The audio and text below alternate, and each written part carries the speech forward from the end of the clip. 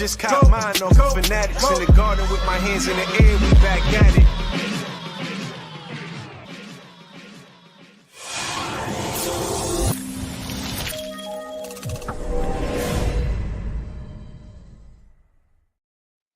What is going on, everybody? We are back. Thank you for tuning in to SKF Weekly. You see it.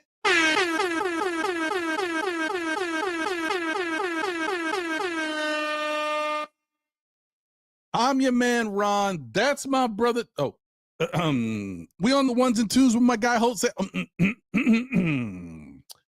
Yeah, man, I'm holding it down. You see how it is. You know what I mean? We got to get through, baby. We got to get through. Anyway, yeah, man. My fellas are dealing with some stuff today. A lot going on. You know what I mean? Life is lifing. You know what I mean? Kids ain't feeling too good. Stuff is happening. So yeah, man. Shout out to my partners, Jose and John, taking care of this. We'll be back better than ever next week. But for right now, I'm gonna hold it down and get you guys through the show. Apologize, for running a little bit late, but trying to get myself together. I had a lot of stuff going on today, and we're here now. So, shout out to everybody. Hope you guys are doing well. Appreciate y'all. We'll see what happens. The irony on Saturday's show, everybody calls in, tonight's show when I'm here by myself, and welcome in the calls. We'll see if anybody calls in tonight, but definitely looking forward to it, man. So listen, guys, I didn't do my normal, opening monologue thing because it's weird. I mean, I got to do it myself, and I'm going to be like, yeah, let's run it. And then I got to be like, I got to run it. So, it is what it is.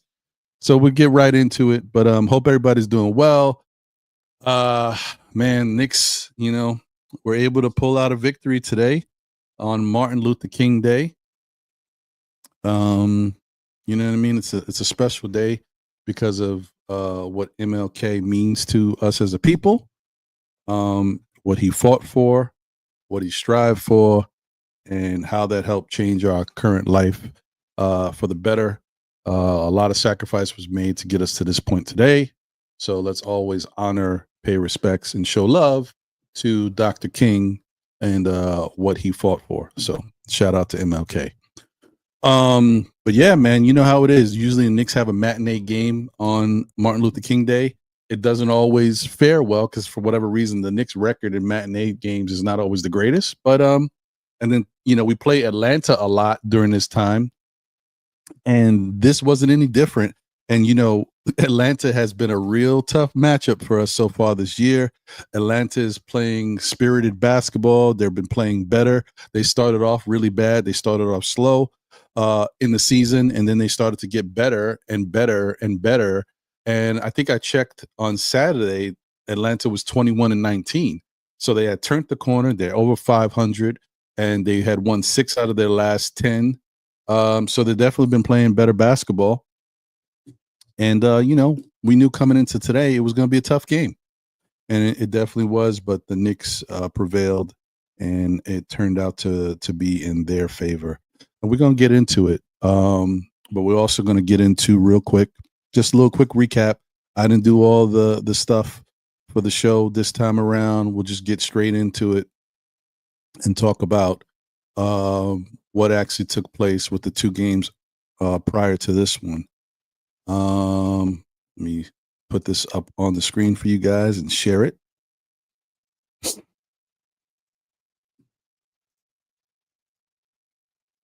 Okay. So there was 3 games already that took place this week. The Detroit Piston game, we were on that Monday. We kind of talked through that game, so we're not going to talk about that. Knicks wound up losing that game 124-119, so it is what it is. But then the next game that happened was New York versus the Philadelphia 76ers. And that was a very good game for our New York Knicks.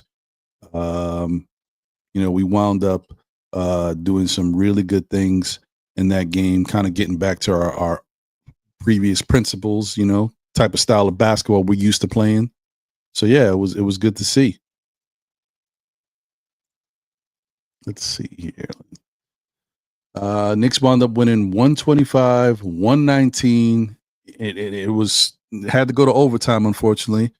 But as you can see there, the headline, Brunson's 38 rescues New York. Yeah, man. It was a pretty damn good game. I mean, but look at the minute. Ooh-wee. Josh Hart played 49 minutes. OG played 44. Matteo played 43. Jalen played 45. That's a tough one. With no Karl Anthony Towns, you figured guys were going to have to play more minutes. See, that's where I think that, it's not a bad thing. If you have a game here and there where you're limited and don't have a lot of your players, or you don't have one of your biggest star players and you have to make up for stuff, it's okay to play these many minutes. It's just when you're used to seeing high 30, low 40s a lot, like every single game, that's when it gets a little crazy. And I do know that guys used to play like this all the time, but we're in a different NBA and they don't train themselves to play this many minutes anymore like they used to. Back in the day, everything was different. Back in the day in baseball, pitchers would go 6, 7, 8, 9 innings continuously. They built their arm strength up. Their conditioning was different. Nowadays, Major League Baseball teams have to piece together guys to get a complete game because not a lot of guys can go that long being efficient and effective, pitching as many pitches as guys used to throw 130, 140 pitches back in the day, 150 even in some cases. Now the people are on pitch counts. You get up to 110 or so, you out of there. Come on, man. Everything's different. We got to understand that everything is different. So, but as you can see in this game, Josh Hart played incredible basketball. He had a triple-double, 10 points, 17 rebounds, 12 assists, 4 steals. Oh, man, Josh. OG Anunoby had 17 points, 4 rebounds, 4 assists. You got Jericho Sims chipped in with 8 and 7. I'm not mad at that. Mikal Bridges had 23 and a couple twos up in there. Then you had Jalen Brunson who chipped in 38, 5 rebounds, 4 assists, and 2 steals.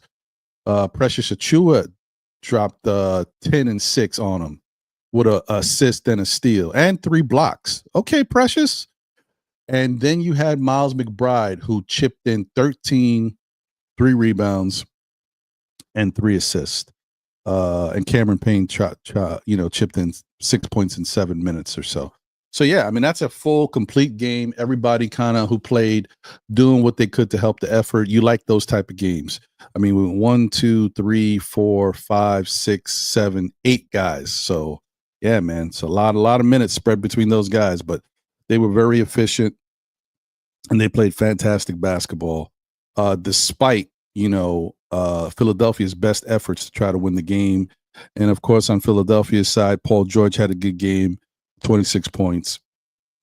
Oubre, we've been talking about Oubre lately. He had 16 and 10 in that game.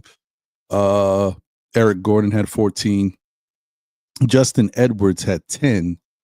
And then Tyrese Maxey, man, 33, 6 rebounds, 6 assists, 1 steal, 1 block. But I listen, man, I can't say enough. If there's one guy in this league that plays for another team that I really like, it's Tyrese Maxey. That young fella is just, I don't know what to say, man. He's just a fantastic young fella. I mean, he really is. He's great, man. You know what I mean? He does everything the right way. He plays basketball the right way. He's humble. He's appreciative of his opportunity. He's respectful of his opponent. Like Tyrese Maxey is a good one. Philadelphia has a great one in that young man, and they better not lose him because that dude's the truth. So, yeah, man, if there was one guy if you ever told me, listen, man, there's one guy that the Knicks want to get one day and, they're just waiting for the opportunity. If they tell me it's Tyrese Maxey, I'm like, go get him. Go get him. That kid is great. Yeah. I mean, so that's how that Philadelphia game went down, and it turned out pretty favorable for the Knicks. Kind of got us back into playing basketball the way we've been used to. But life is life. So you go from that Philadelphia game, right? And then you got to go up, to the next one, which was the Minnesota Timberwolves, right? Who knows what to expect from this? But, unfortunately, Minnesota came to play, and the Knicks tried, but their defense was not good in this one. They gave up too many 3-point shots. The efficiency that Minnesota had was like incredible, as opposed to the Knicks' efficiency. We were pretty good from three, but from the field we shot terrible, and it showed. And then just when you're fighting a team constantly and you're not stopping them and giving them wide open 3-point shots and then just nailing them, it's very hard to win a basketball game that way. So in this case, Knicks wound up losing. Let me put that up for you guys. 116-99. And towards the second half, Anthony Edwards took over and started to find his way, and he was on fire. To start the game, they came out pretty hot. Conley was on fire. And then in this game, Cameron Payne for the Knicks was on fire, but Tom Thibodeau chose to pull him early while he was hot, and he never really got back in the game and played, substantial minutes. He finished the game with just under 13 minutes. The guy came out and hit 4 out of 5 threes. He hit 3 threes in a row, and Tom Thibodeau pulled him, and a lot of fans were upset about that. We talked about it a lot on the weekend. That might not have been his best decision to do that.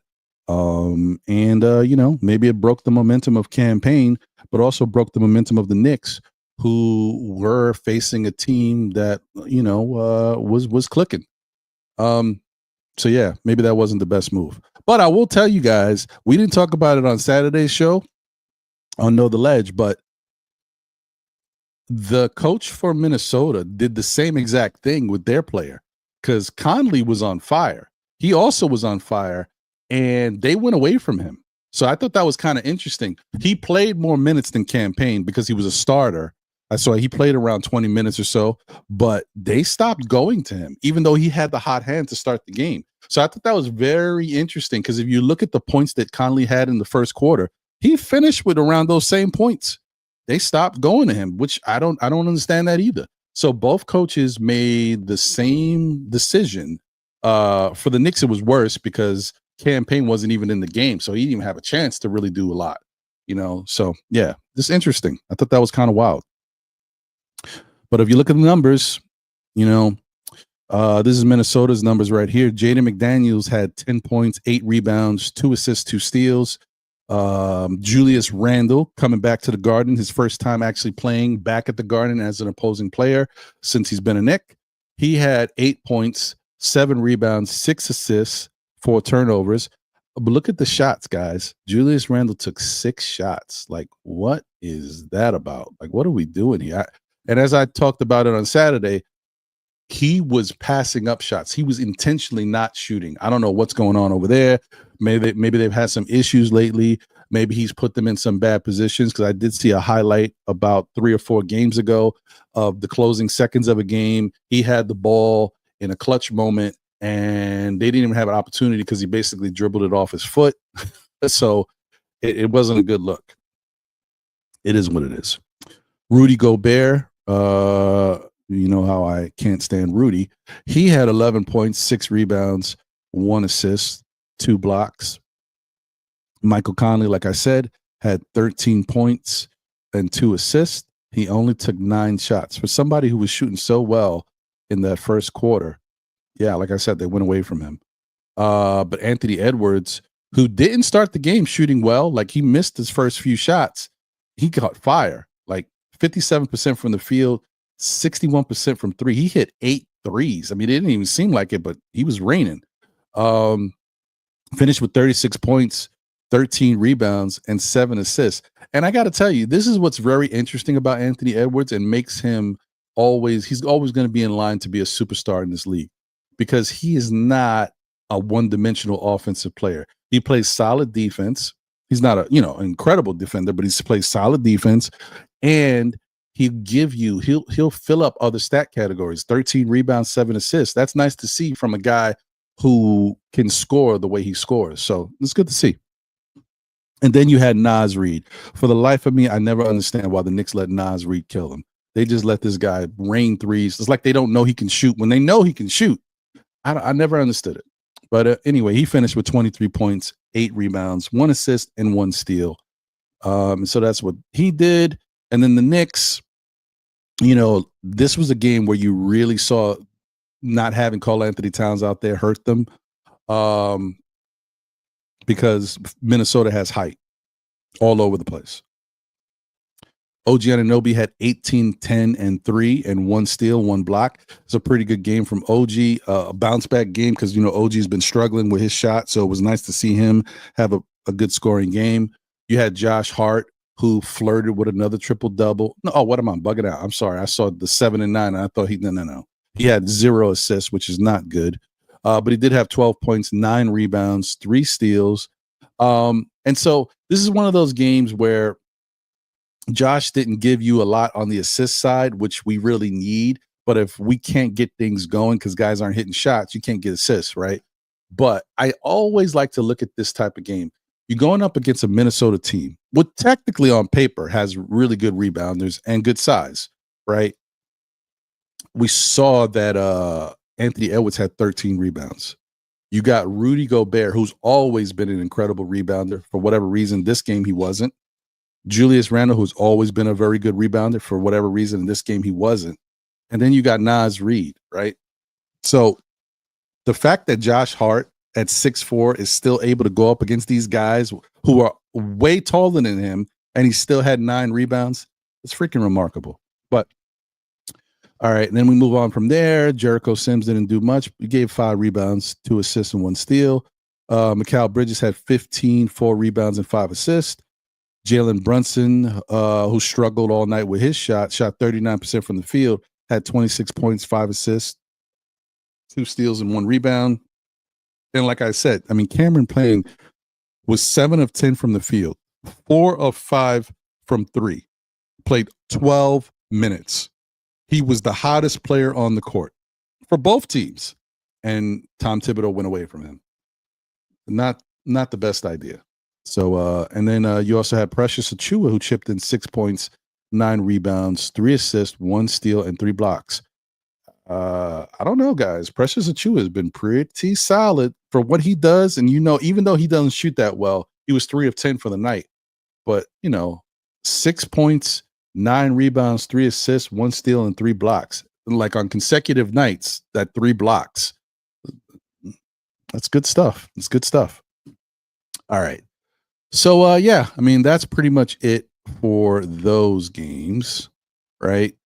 And then last but not least, we got today's game, which, was very nice to see the Knicks come out with energy, because that's another thing about the Knicks.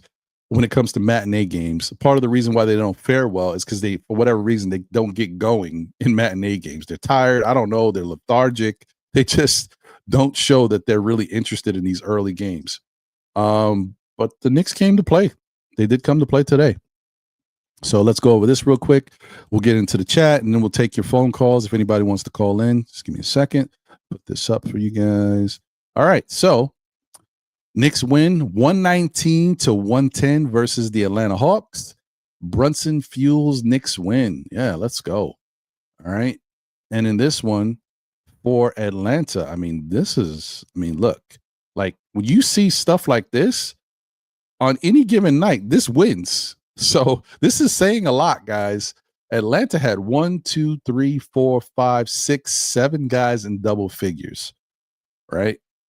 So, and then Atlanta shot 47% from the field, which is better than league average, which is around 44%. They shot 43% from three, 77% from the free throw line. They had 41 rebounds, 23 assists. You would like the assist number to be a little higher. And they had 10 steals. On most nights, this wins basketball games, guys. So it's a testament to the Knicks playing actually very solid defense, because it looked like, if you want to look at this differently, you could say Atlanta was hot, right? But the Knicks played such good defense that they kept them down, right? Because if the Knicks would have gave them more opportunities, we could have got smoked. So Atlanta could have been shooting great. Like all their guys could have really been on one tonight, but the Knicks played good enough defense to keep them down enough to be able to win the basketball game. So this Vit Krejci guy, he chipped in because, they've been dealing with some injuries, I guess, but he had 11 and 4. Jalen Johnson, who usually plays a lot better than this. He's a Nick, I don't want to say a Nick killer, but he's a Nick nemesis. He had 11, 12 and 4, but look, he was 4 of 12 from the field. One of the few people, and he missed about 3 or 4 layups, which was kind of crazy. You had Onyeka Okongwu. He had 14, 9 rebounds, 2 assists, 2 steals. He was active. He was everywhere. He was 7 of 10 from the field. Then you had Dyson Daniels, who's becoming a real pest, man. His defensive prowess is pretty damn good. Offensively, he's not much to be desired, but 10 points, 4 rebounds, 3 assists, 3 steals, 1 block. Then you had Trae Young, who technically struggled for most of the night, right? He still finished with 27 points, but he shot 36% from the field. Most of his points were scored on threes, but he only had 6 assists. And if you guys know Trae Young, is a pretty high assist guy. He averages around 10 assists a game. So he had 6. He had 3 steals. Then you had DeAndre Hunter, who came alive as the game kept going. He just kept getting more opportunities. He shot 50% from the field, 57% from 3. He finished with 22 points. And then you had Clint Capella, who didn't start because of the matchup, I guess. I don't know. That's what they said. He finished off the bench with 12 points, 9 rebounds, 2 blocks. So, yeah, that's what Atlanta did. And for our New York Knicks, 1, 2, 3, 4, 5, 6, 7, 8, 9. We actually went 9 deep, guys. Can you imagine? Can you believe it? We went 9 deep, and this minute usage is actually not that bad. I could deal with this. I don't like the fact that OG played 40 minutes, but if OG's the only one who played 40 minutes, and then our next closest guy was Jalen Brunson, who played 38, but you kept Josh Hart at 37. Karl Anthony Towns played 36. Mikal Bridges played 27 minutes. Can you imagine? I don't even know. That feels weird. Deuce got 20 minutes. Wow. Precious got 16. Campaign, he got his 12. And then Landry Shamet got a close to 10. So, all right, maybe baby steps, man. Let's let Tibbs cook a little bit. Let's see if he can get it going. But OG finished with 8 points, which is, that's terrible. But when you look at it, he only took 4 shots. So, you can't even be mad at OG. He took 4 shots from the field, and he finished with 8 points. That's crazy. 9 rebounds, which is good to see from OG because he's not a big rebounder, 2 assists. Then you had Josh Hart, who had 14 points, 9 rebounds, 5 assists, 2 steals. Josh Hart was super active once again. He's the unsung hero on this team. Karl Anthony Towns, who struggled all night with his shot. He was 5 of 18 from the field, 1 of 6 from the field, from 3, which you could have expected because he is coming back from a thumb injury on his shooting hand, which does affect his release. He didn't have the touch all night. He was even shooting some weird shots with his left hand, and I'm like, what are you doing? You might as well pass the ball and let somebody else get a good shot that has 2 working hands. You know what I mean? Like, but he finished with 13 points, 9 rebounds, 7 assists. Damn near flirted with a triple-double. Mikal Bridges played very well. 26 points, 4 assists, 1 rebound. But the efficiency, 12 of 17 from the field for 70%, guys. 50%. He took 1 3. Took 2 threes, but he hit 1. 50% from 3. But this doesn't tell the whole story. His defense throughout the game, and especially on Trae Young, was really important. He has a difference. He took advantage of that on defense and on offense. So shout out to Mikal Bridges. Then Jalen Brunson. Let me tell you something. Jalen Brunson has had a tough matchup all night or all day with Dyson Daniels on him. You know, a very crafty, slick defender who has a height advantage on him and is a really, just pesky. But Jalen didn't stop Jalen. Jalen was 12 of 18 from the field for 66%, 3 of 5 from 3 for 60%. He didn't shoot that great from the free throw line. He was 7 of 11 for 63%, but he finished with 6 assists and 34 points. And then to kind of round everything out, you had Miles McBride, who was 4 of 10, still can't get consistency from his shot. He had 3 assists, 1 steal, 9 points. You had Precious, who chipped in 2 points, 5 rebounds, 2 assists, 2 steals, no blocks this game. Landry Shamet had 3 points, didn't really do much else, 1 rebound. And then you had Campaign, who was 3 of 6 from the 3-point line and finished with 10 points, 2 assists, 1 rebound, 2 steals. So yeah, that's pretty much it, guys. That's what it was looking like. That's how the cookie crumbled. But it was good effort from the Knicks. I like the hustle. I like their energy all game. You could tell that from the start of the game, they came out ready to play defense. They obviously heard the rumblings from a lot of us fans. They obviously heard the press maybe getting on them a little bit because of their defense and their perimeter defense. They played like they wanted to win. They played like they wanted to shut some people up.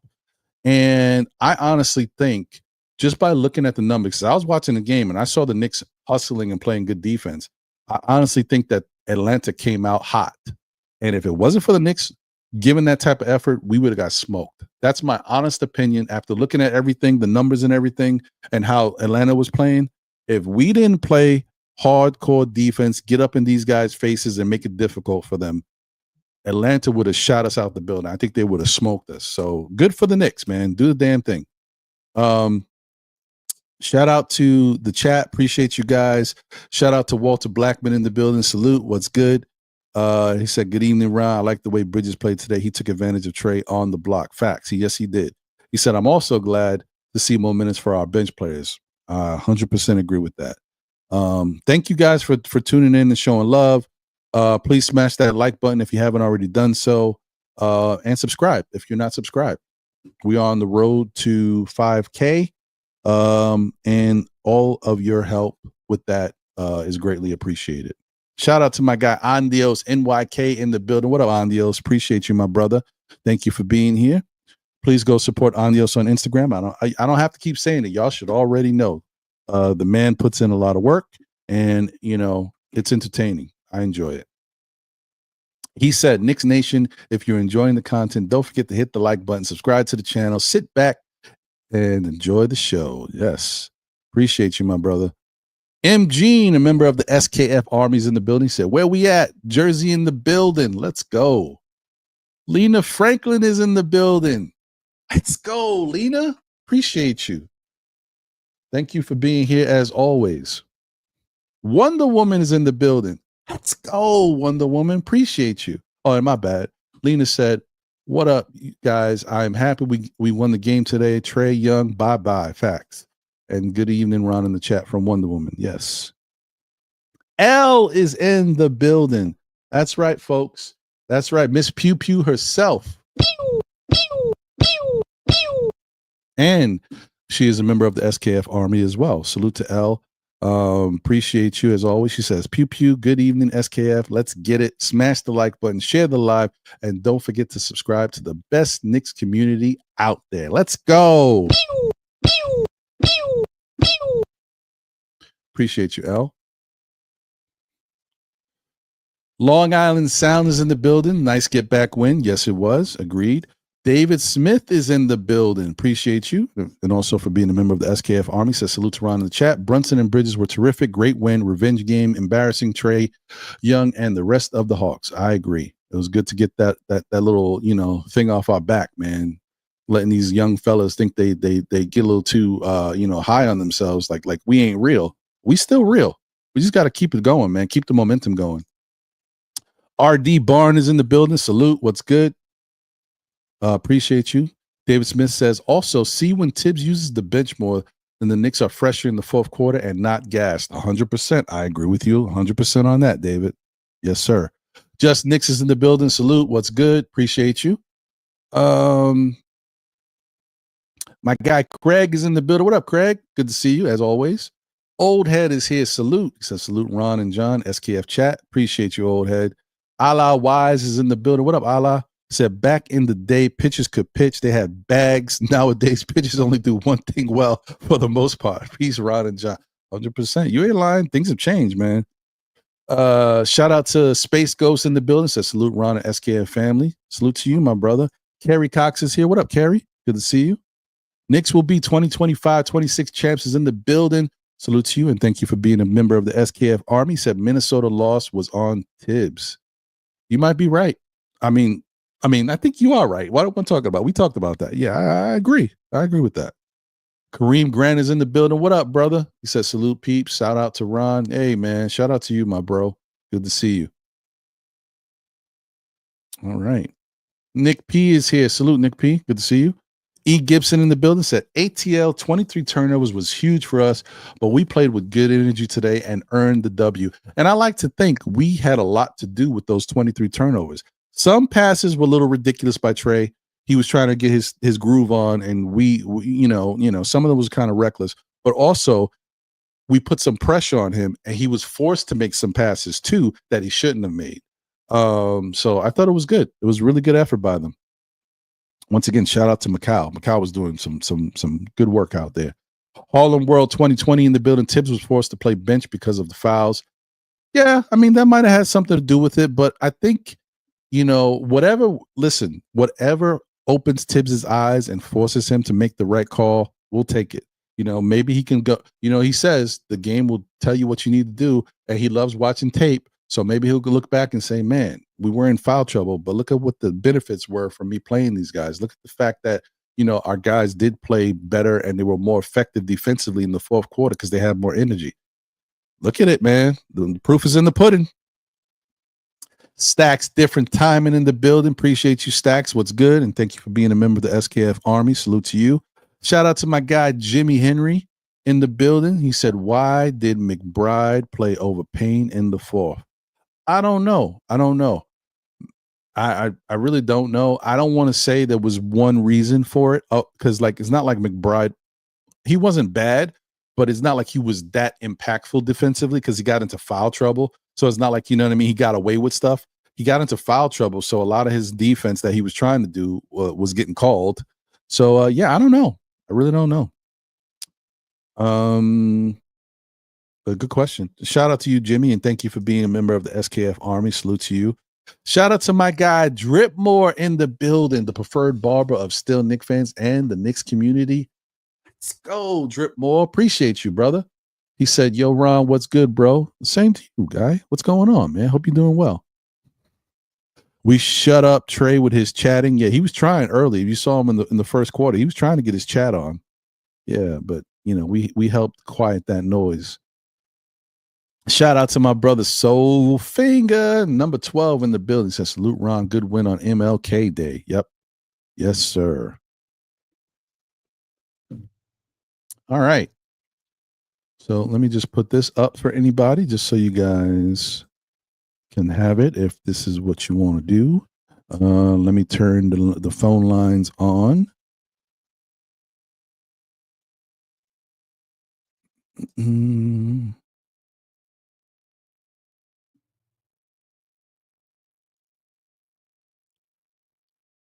And here is the number, just in case if anybody wants to call in.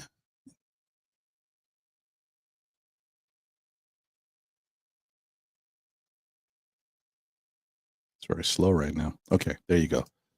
Phone lines are up. The number is 347-305-7280. Once again, that's 347-305-7280 if you want to call in and chop it up.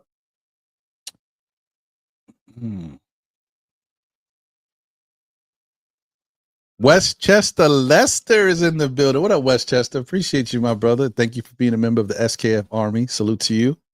Good to see you. Okay. All right. So let me see.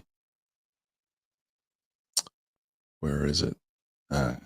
Crap. Hold on. I hope I saved it here. I'll give you guys a quick reminder. Oh, of course I did. There we go. Here it is. All right, guys, listen. I don't know if you've been doing it. It's not a lot of days left. Let me pick up this call real quick before I continue. Caller, you are on live with SKF Weekly. Your name and where you're from. What's happening, Ron? It's your man on the west side, your man Soulfinger. What's up, Soulfinger? What's going on, my brother? Always a pleasure. Oh, man, nothing much, getting a little extra work in around the house. Just, loving that win. Shut the meat up today. It was a good win. The Joker been smelling himself a little too much as far as I'm concerned. He did, especially disrespecting the Garden the way he did. So it was good to see Bridges up in him like a wedgie and everybody else taking turns. I agree with you 100%. 1 second, Soulfinger. Let me just remind everybody out there. Listen, guys, it's only a few days left. I mean, or maybe it's just a couple days, if I'm not mistaken. So if you haven't already, please, whether it be from your phone, your laptop, your work computer, whatever it is, man, vote our guys into the All-Star game. We know most likely, only there's a chance only maybe 2 of them can make it. But let's make sure those 2 of them can make it. You know what I mean? Let's vote these guys in, man. Get your votes in for our Eastern Conference All-Stars. Hit Karl Anthony Towns, hit OG Anunoby, hit Mikal Bridges, hit Jalen Brunson and Josh Hart, just for the love, man.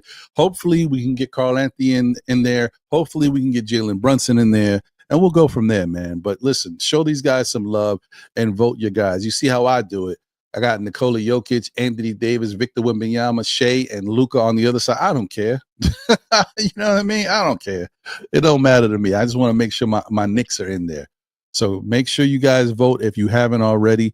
Do it as much as you can, man, from whatever device you can get.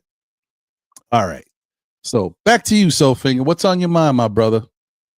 Oh man, nothing much. It was a good win. That's something we needed. A win always cures them ill blues. You know what I'm saying? I hear you on that. And then just take it one game at a time. That's all we can do. We're going into it's a marathon, but a one game at a time. So, it was good to, get to knock the dust off our shoe, put them chumps in that spot. I had to turn on the brain mouth filter because I was about to say something else. But, little meat been doing way too much. Only problem I had, Ron, is, one of the problems I did have was the fact that the refs, and we've been seeing it a lot this season. I said something about it before. I think I even said it to you on one of your previous shows, and you said it on when we were on with Freezy. Mm-hmm. After that trade, I was looking at how they're reffing Cat. Cat can't get a lot of calls, and you seeing Cat get mugged. That tech that was bogus. I mean, I don't blame him for getting the tech and going off because when they showed the replay. It was like he had hands across America all over his body, and they didn't call the foul. You seeing them throw those bowls on JB every time he goes in or something. Somebody's pushing off. Right. Deuce. They're really it's the way the refs are calling it because they hit certain players. Deuce and OG. I was surprised they didn't go up to OG this time, but they hit up Deuce on with some of the fouls. Mm-hmm. I mean, yeah, with 4 fouls. What was crazy was 4 fouls in 9 minutes. I was like, what's really going on up in here? You know what I'm saying? So it's just the way the refs are calling the game against the Knicks. The NBA, these organizations can be really vindictive to an organization when the organization is in their doghouse. Now, this is me. I don't have any proof, whatever. I'm just looking at from what I see. And everything. So yeah, I could be sitting around with my little tinfoil hat on doing a conspiracy thing, but that the Knicks pissed them off when they made that trade, and when they hustled them the way they did by upping everybody by $1. But that's a whole nother conversation for a whole nother thing. But just look at how the officiating has been I know had been the greatest over the season, this season, but I'm just looking mainly, and I don't care about the other teams. I only care about the Knicks, and the way they're officiating the Knicks is real grimy. Yeah, man. I don't think you're wrong. This game was really frustrating for the Knicks players, the coach. They were really upset with this one. Like some of the calls that they were making, it's kind of wild because remember, on Saturday I said I think the Knicks need to start being more physical. I think they need to get a little bit more aggressive, and I don't think they should stop. I don't care if the referees try to call more fouls and take it away from the Knicks. These other teams are getting away with the same type of play. That's the only reason why they're able to stop the Knicks and put the Knicks in situations, because the Knicks are a powerhouse offensively.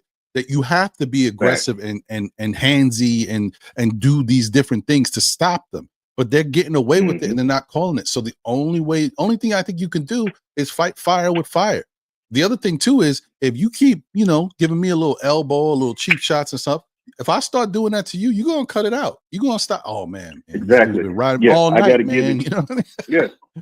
Because see, my thing is, if we on the squad together, Ron, and I'm seeing somebody catch you with a 4-on shiver, and you right, somebody got to get back. So we don't. One thing I noticed, we don't have that. I don't think we had that residential enforcement like previous teams in the past. Right. For one, and then two, I'm not on that get along game when it comes to how to play in a game like that. I'm not saying go ahead and be dirty and do some stuff like the Legion of Doom would do, back in the days, when you got Hawk and Animal out there in the wrestling ring. I'm not saying anything like that, but I am saying if they're going to get physical, you get physical. If they shoot bowls, I'm going to shoot bowls. You know what I'm saying? You got to do what you got to do to get your message across, because they're trying to, it's the whole thing. They're trying to punk you on the court, and you got to get just as physical. Now, the refs, a lot of times we get these crazy calls because the refs is so one-sided. I can think back when we played Houston, and what's that center? Everybody, the center they got, he's talented. I'm not gonna take nothing from him. But all that crying and things he was saying that Cat was doing, or the Knicks were doing, he was doing the same thing. He was doing the same thing, but the rest weren't calling. You're talking about Sengun, right? Sengun, yeah, Sengun. He was doing that, and he was getting away with it. Just when we played, just the last game we played, how many times we see him throw out the elbow? I mean, they were straight pushing off, hitting us with stiff arms. I thought Beast Mode was on the court the way they were stiff arming going on out there, man. Yeah, man. They listen, the NBA is letting these teams get away with a lot of stuff.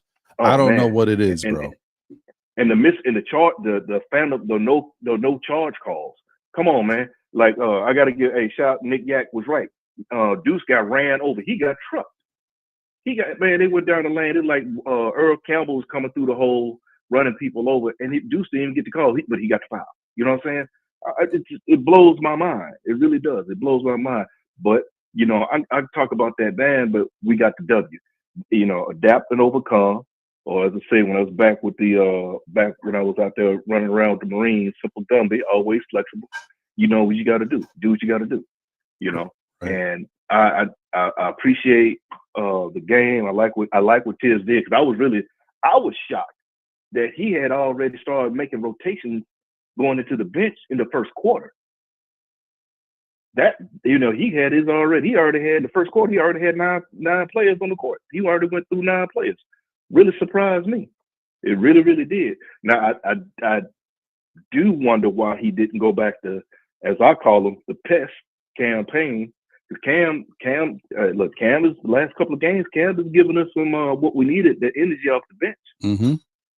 He's been doing the thing, but I'm surprised Tibbs didn't go back to him. But Tibbs doesn't go with the hot hand all the time. Hey, we got the W. We can nitpick all we want, but man, I'm happy about it. Don't get me wrong. I'm not trying to nitpick about it. I'm happy we got the W, Ron. I mean, bottom line, I'm happy we got the W. It's something we needed. I hear you, bro. I hear you. I mean, it's about time we get to see the Knicks play, effort-based, solid basketball from start to finish. We get to see Tom Thibodeau use a little bit more of his bench, or even use the bench more to give the starters a little bit of a breather. I mean, the fact that Mikal Bridges played, he didn't even play 30 minutes is remarkable to me. So I'll take it. And you saw how effective. Isn't that interesting? Macau didn't even play 30 minutes, and he was fantastic all game, offensively and defensively. Look at that. How crazy is that?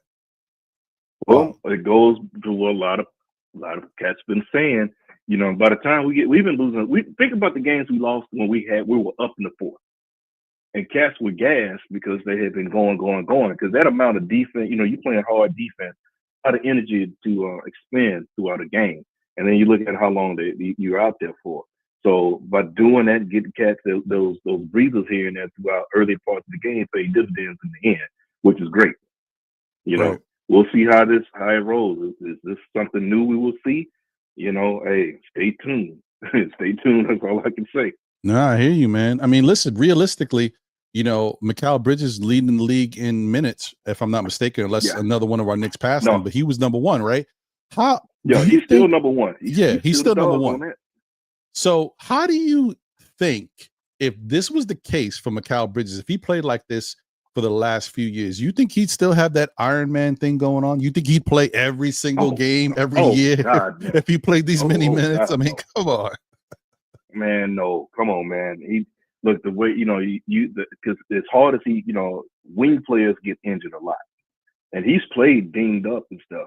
But to run like that, playing those amount of minutes like that, that's a lot of wear on the body, you know. And you know, I'm not bashing him for what he's doing, but let's think about it. That's a lot of wear and tear on the human body.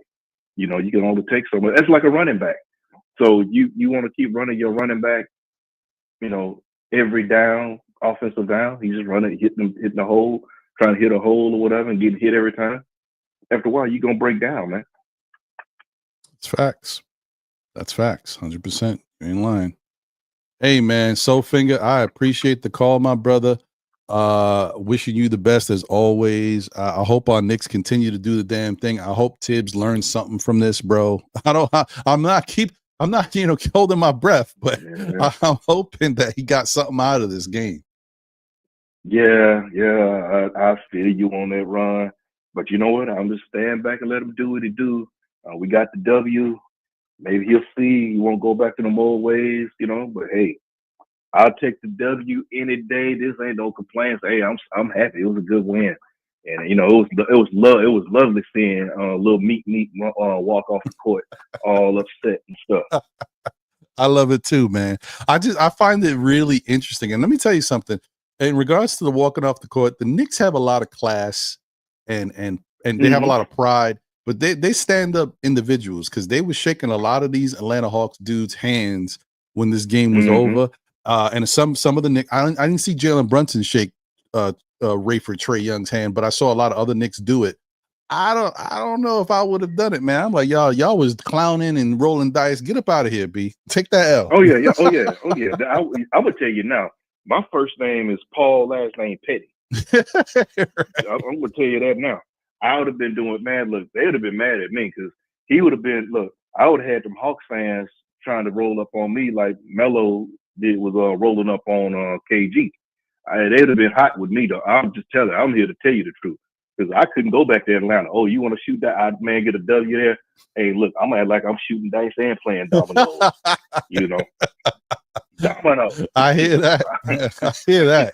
Yeah, that's. I'd take some bones. Look, I would actually take bones to the center of the court, smashing on that bird. I'm serious. I'm that petty. I like it. Yeah, man. Thanks again, Soulfinger. I appreciate the call, brother. I'll catch you on the next one. All right, my man. Be easy and hey, continue. Hey, appreciate everything you do as always, Ron. Hey, shout out Knicks Nation. Let's move on to the next game. Enjoy this win, but let's move on to the next one and vote our guys into the All-Star game.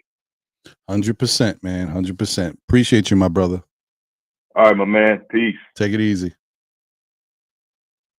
Yeah, man. And that's what it's about, guys. Gotta represent. Gotta hold them off and let them know when we on home court, this is our house. We're going to play hard. We're going to fight. You ain't going to come in here and embarrass us. That's how it's got to be. Hopefully it continues to be that way. And, you know, also, by the way, guys, I don't know if y'all have been out there, you know, making moves and stuff, getting out there, you know, spending your coin. But, you know, if you want, Let's see here. Yeah, there we go. Don't forget to purchase some of your Still Nick fans merch right there. You see it, Ron, John, and my brother Jose. Let's go, Still Nick fans. We in the building. So, I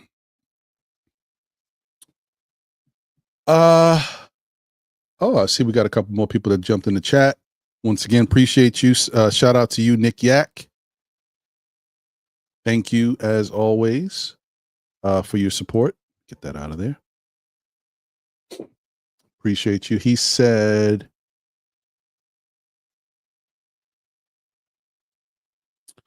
Precious, Bridges, Shamit, McBride, Payne lineup was too small. Thank goodness he changed his mind. And after the timeout, he put Cat in for Precious. Yeah, I think that's a very small lineup. I agree with you. That might have been a little too much. I agree with that. Shout out to my guy Deron Wayne in the building. Salute to you. Blessings to SKF. Salute to you. Thank you for being a member of the SKF Army, my brother. Appreciate you. Also, I want to shout out my guy Rich Cologne. Appreciate the like on Facebook, man. Thank you. What's good, my brother? Once again, shout out to all those that are tuned in on YouTube as well as X. Please smash that like button if you're over here on YouTube. Share the show with your peoples on X because you can't smash the like over there, but you can share it out to your fellow X users. Appreciate you guys. No cap. Life's analyst is in the building. Appreciate you. Good to see you. Said the defense intensity picked up in the second quarter. We need our defensive identity back. Our stars got to get dirty. Tibbs has to evolve regarding his minutes management for us to get a chip. I agree. And listen, if you, this is just common sense to me, guys. Listen, I don't care what it looked like before or what maybe somebody else could do. Our Knicks players are tired, right? So it doesn't matter if guys used to play 45 minutes back in the day. It's not back in the day. It's now, and we going by the eye test. We can see these dudes is tired. So if you rest them a little bit, try to use some other players a little bit longer out there on the court and mix and match. Give these guys a little bit more of a breather. When you want them to turn up the defensive intensity, they can do it. Like today was a good example of guys being a lot fresher and being able to turn on that defensive intensity. So yes, I agree with you. Shout out to No Cap. Very true. Appreciate you, bro. Stacks different timing said, yep, he almost threw the game away with that lineup. Yeah, that was wild. I don't know, Harlem World. Right now, it's tough. I'll be honest. This goes back to what the real is, right? The real is there's room for Brunson, there's room for Deuce, there's room for Payne, and now you add Shamit because Shamit is different. He's not a point guard; he's a shooting guard who plays, solid defensively. He's active at least. It's tough, bro. Just doesn't look like room for Kolek. He's just another short guy. If Kolek was taller, maybe you could justify it. He could figure into their plans in a different way. But it's just tough, man. Just tough. It's tough to see it. But I know I miss seeing him out there though. Shout out to Doug Fresh in the building. What up, Doug? Salute to all. Salute to you. He says rest is coming as well. We'll see. I hope.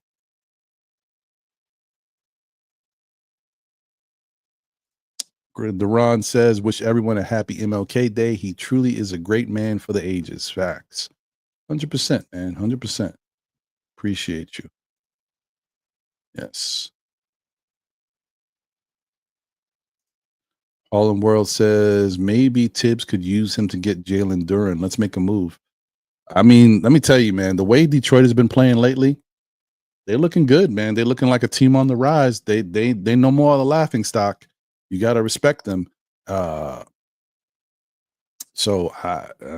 Detroit doesn't look like they want to trade Duren at all. And really, the trade rumors that we've all heard or ever heard, nothing came from Detroit. It's all other people coming up with rumors because they want Duren. But Detroit has never said they want to get rid of Duren. So the chances of somebody getting him, I think, are very slim. Bagger Jones says, I'm sick of Tibbs. We need to change. I mean, I hear you, Bagger, but listen, man, he's here, and we just gonna hope that he gets it together and does the right thing for this team, man. Because if he just does a couple little tweaks, man, little tweaks, like what he did today. Now, today he was forced to do it because, like people said, we were in foul trouble, so he had to go to his bench. But the fact that he did, and he saw the results of it, you hope that they look at that. When they look at the film, they say, oh, you know what? This worked out, right? Because Atlanta's been giving us problems. Atlanta's been running us up and down the court. Atlanta's been more athletic. They've been physical with us. We were able to be right there with them, match the physicality, and we were fresh the whole game. Like, come on, man. The proof is in the pudding. Who can't see that? That's obvious. You got to see that. I don't care if you love Tibbs, if you love his style of basketball, if you're an old school head, it don't matter. The proof is in the pudding. The Knicks had to go to their bench because of foul trouble. The bench came in. The bench played efficiently. It gave the guys enough time to get some rest. And when the starters came back in, the starters were great. The starters played excellent defense all game. And I know for some people, when you look at the numbers, you say, man, I mean, the starters look like they were playing really good defense, but Atlanta shot this from the field, or Atlanta shot this from three. And let me be the first to tell you, I believe that Atlanta was on one today. I believe they were hot. And if the Knicks didn't play that type of defense, we would have got cooked. I think Atlanta had a really good shooting day today, and we were able to stop them from exploding. So that's my feeling. Because sometimes you got to know, we've seen it. We've witnessed it multiple times, maybe like 5 to 10 times this year, where we play a team and they are lights out. When we first played Utah wasn't even a good shooting team, and they cooked us that whole game. Like, certain things happen. I think today would have been one of those games if we didn't play the type of defense we played. So once again, I'm just giving them praise, man. Shout out to the Knicks. I think they came to play, and it worked out well. Bagger says the Knicks have a championship roster, but not a championship coach. Remains to be seen. You may be right, but we'll see. Got to give it some time, man. Let things play out and see if he can change your mind. I hope he does. I hope for all our sakes. Listen, and once again, I'm gonna say, no matter everything that we've said about Tibbs or the Knicks and all the issues they've had this year, if we can get to the Eastern Conference Finals, it's a win. I know some people are like, listen, it's finals or bust. That's a little bit too much, man. To me, it's Eastern Conference Finals or bust. Like, because we got to keep improving. We got to keep excelling. We made it to the second round last year. And honestly, if we had a healthy OG, we would have beat Indiana, in my opinion. But we would have lost to Boston because we didn't have enough for them. But we could have did that. You know what I mean? So this year, let's do that. Let's at least get to the Eastern Conference Finals, right? Let's get it together. Let's fill out this roster if we can, or if not, let's change some things around so that we can play better basketball. Tibbs got to make the change, and hopefully today was a wake-up call. We'll see. Listen to Andios, guys. Support the content. Hit that like button, all that good stuff. Subscribe if you're not subscribed. Show love to the show. I'll show the love right back. Shout out to Tay in the building. He says, facts. What up, Tay? Good to see you. Nick Yak says, we have 7 more games without Mitch, then All-Star Week, and Mitch will be back. Maybe. We hope. We hope. I don't know, man. I'm hoping. Listen, I really want the Knicks to succeed and do well this year, and I would love if Mitch is a part of it, but I just want Mitch to be a part of it. If you tell me right now, today, that I don't even care if it goes into late February. If Mitch gets this much rest all the way into late February, when he comes to play for the Knicks, we're going to have him for the rest of the season. Sign me up. I'm good. I'm with it. But there's just no guarantees, and that's what scares me. But I don't care. I understand the guy needs to heal. He needs to get right. They don't want to rush him. He doesn't want to rush himself. He's like, I'm not coming back if I'm not fully healthy this time around. Okay, I'm with you. But when you come back, I hope you will be healthy for the rest of the season, because we're going to need you. Because if not, it's not going to be great for the Knicks. Not going to be great. I mean, they could still probably get to the Eastern Conference Finals if they figure some stuff out with the rotation, the minutes, and continue to play sound basketball, move the ball around, believe in each other, they can get there. But as far as going past that, they would definitely need Mitch and maybe something else. Who knows? Maybe that's when something else is important coming off the bench. Maybe that's when TJ Warren or somebody, in March can add to the team and help us out. We'll see. Doug Fresh says good defense today. Yep. Right. Nick Yak says not many teams turns the ball over 23 times and win. If that's defense, you're certainly right, Ron. I mean, there's no way, like 23 times is a lot, bro. I mean, I understand some teams can play bad and be a little reckless with the ball, but 23, you got to give the defense some credit for that. That's a lot. And not only is that a lot, but I mean, when we looked at the box score, so not even just looking at the shooting, right? The shooting from the field and from three. But if you look at the box score, I mean, they had 7 guys in double figures. If it wasn't for the Knicks defense intensity and the effort today, we would have got, I'm telling you, we would have got cooked. Because the proof is in like 7 guys in double figures with 23 turnovers. Crazy. Freeman 48 is in the building. He said, what up, y'all? What up, Freeman? Good to see you, bro. Baggett says, Ron, do you honestly believe that we can beat Orlando, Cleveland, or Milwaukee in the first 2 rounds? Yes.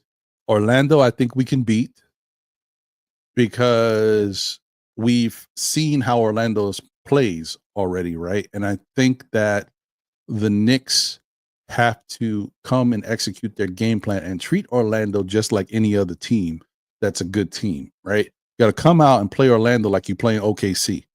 If the Knicks take Orlando seriously, because remember, that last loss to Orlando was embarrassing, but it was embarrassing for the Knicks too. They had to talk to themselves after that game like, yo, what did we do here? We stunk that up. We just gave them that victory. You know how bad that loss was? They know how bad that was. There's no way Orlando should have won that game. Not taking them seriously because you got a bunch of no names out there in the court with a couple of familiar faces, and you think that's not enough to win. And you can see it was enough to win, and they lost because of it. So yeah, I definitely think the Knicks can beat Orlando. I'm not saying it'll be easy because Orlando is always a tough matchup for the Knicks, but I do think they can beat them. I mean, we beat Orlando last year. Orlando had a healthy team. We beat them. And I know they're a little better defensively this year. I don't think they're that different from a team. They're just a little bit more, defensively oriented this time around. Milwaukee, yes, I definitely believe the Knicks can beat Milwaukee because we got their number. As far as how the matchup works, we match up well against Milwaukee, and they know it. They don't. If you asked, they wouldn't tell you this, but if you had asked Milwaukee, for example, who would you not really want to face in the first round of a playoffs? I'm telling you, the Knicks will be on top of that list. They don't want to face us either because they know we match up well with them. They even when they play good basketball, we've been able to beat them. So I'm not worried about Milwaukee. Now, Cleveland, on the other hand, I definitely wouldn't want to face Cleveland in the first round, just like I wouldn't want to face Boston in the first round. If we have to face either of those teams in the second round, it is what it is. You just got to do it. But you can beat Cleveland if you play smart basketball. You can beat Cleveland if your guys are fresh. You can beat Cleveland if you got Mitchell Robinson out there. So, like, this stuff matters. This stuff does matter. So I'm not saying it'll be easy, but it can happen. Like, if you take this Knicks team with all the things I just said, with a healthy Mitchell Robinson, they can definitely beat Cleveland. Just there's too many, question marks there. We just don't know if any of that stuff is going to happen. Will the Knicks be fresh? Will Tom Thibodeau open his rotation? Will we have Mitch? Because you need Mitch against Cleveland. Those 2 bigs that they got over there in Evan Mobley and the other dude with the hair. I call him the dude with the hair because he's funky, bro.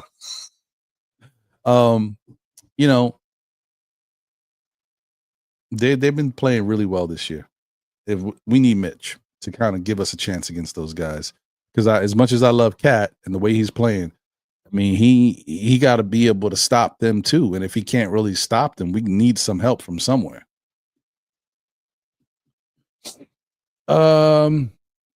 Stacks different time and says, Ron, I believe Deuce size is going to eventually be a problem. I think it's already kind of been a problem, bro. I think that's part of the reason why he hasn't been as effective as he has been in the past. Because even though he has that great arm wingspan, like a 7-foot wingspan, I think his size, guys are shooting over him, getting to spots a little quicker than him, and they're able to muscle him around a little bit. He's not getting the foul calls in his favor. They're going against him. Deuce is having a tough time. He's struggling defensively. So as much as I say that he needs to kind of continue to work on his shot and get some rhythm going, I'm more worried about him defensively. I don't think he's been able to lock in and be as effective defensively as he's been with the Knicks every other year. Like this year, he just hasn't been as effective defensively as we've seen Deuce in the past. I think teams understand what he brings. They understand how to go against him. And they also see that, you know, a bigger player can shoot over him. He can't really do as much as he used to. And we're playing a lot of teams that got good size. So yeah, that's a problem. And every game he doesn't get foul calls. Every game he gets calls against him. So I don't know what's new about that, but for whatever reason, I guess they feel like the refs might feel like he does a little too much with his hands. He's not being slick about it. You know what I mean? So maybe he needs to tweak something. Maybe, you know, a little break, the All-Star break. He can work with Knicks, one of the Knicks coaches, and teach him how to be a little bit more slick with his hands so he can get away with stuff, little hand checks and stuff where they don't call it automatically because he's getting called for everything. Nick Yak says we won't see Cleveland until the finals and would need a healthy Mitch. Yes, I agree. Yep, Trey was kind of wild, but he's always wild. Bagger Jones says I saw the dog in pain today. Love the way he was. Trey Young, Teddy, whatever. Oh, today. Sorry. Yeah, no, I mean, campaign came to play. And he brought some intensity. I love it. Nick Yak says Tom gets credit for feeding Bridges every time against Trey and just punished him. Yeah, I mean, it was a good game plan to continue to use that height advantage against Trey. Trey is not a good defender whatsoever. Yeah, the height advantage was fantastic on both sides. You know, on him defensively and offensively, he was a little too much. Shout out to Almighty Finesse in the building. He said, what's good? He said, feed OG the ball. He not getting touches. I mean, today maybe he didn't get the touches, but OG has gotten plenty of touches and hasn't done a lot with it lately. So we'll play it by ear. Like OG's going to get his moments. Just, you know, and look, honestly, maybe OG's turned it around. Like maybe he's figured it out. The last game against Minnesota, his shooting was good. You know, today's game, he was 2 of 4 for 8 points. So maybe now he's starting to turn it around. So maybe as he gets more touches, OG will start to be a little bit more effective because he's kind of figured something out with his shot. I would hope with all these coaches the Knicks got and with the shooting coaches that they use in the offseason, the Chris Brickleys and all these guys, that somebody says, listen, I see what's going on with OG. We can fix that easily. Just give me a little time with him. I hope, because this dude been shooting off. His shot's been drifting. You know, something's not right. So,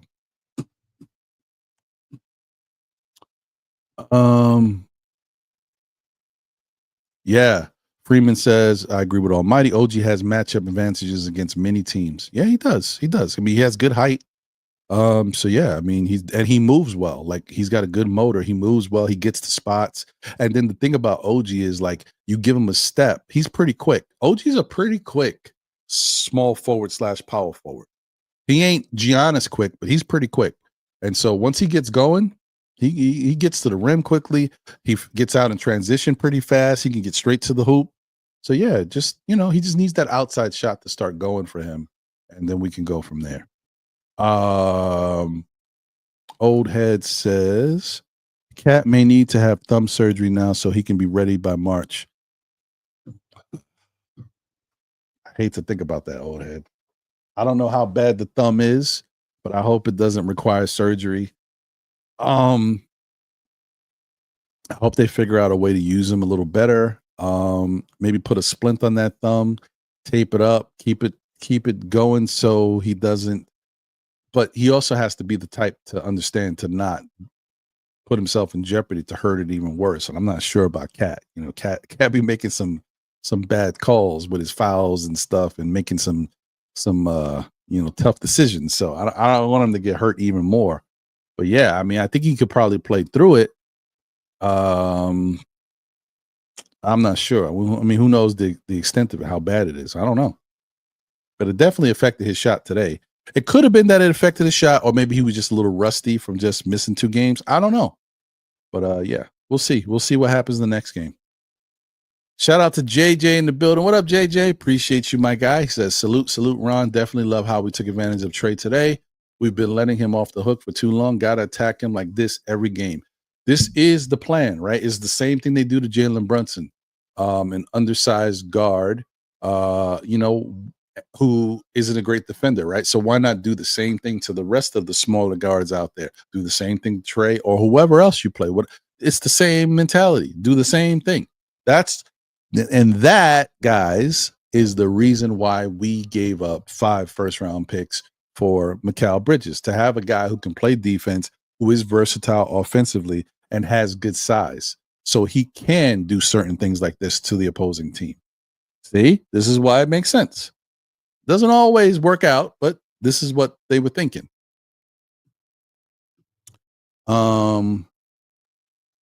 Almighty says, I'm trading Deuce and Mitch for Sexton.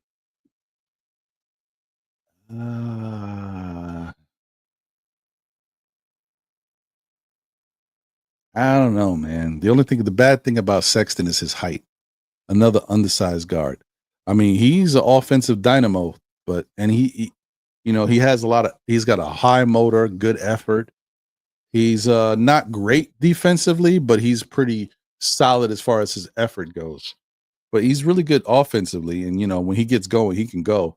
I just don't know about his height, man. Like, if you're gonna make a trade and give up these guys, wouldn't you want somebody who's a little taller to give you a little bit more versatility? And that's the thing. That's the only thing I think about, just his height. Because now you have a chance to fix an issue that you got going on. Wouldn't you want to try to get something to fix that? Because all these teams, they're all building taller players. We got to try to match up as best we can.